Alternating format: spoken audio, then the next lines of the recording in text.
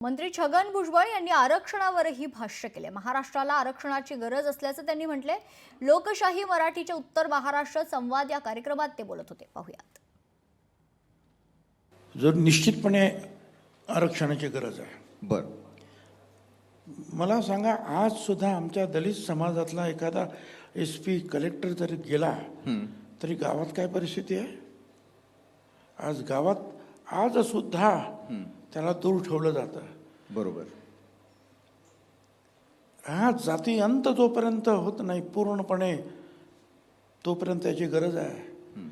आणि हे आरक्षण दिलं काही वर्ष म्हणजे काही सगळं संपलं नाही।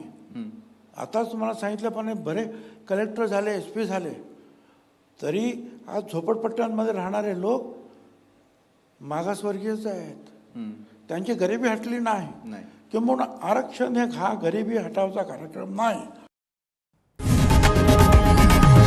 लोकशाही मराठी ऐका, पहा, जागरूक रहा।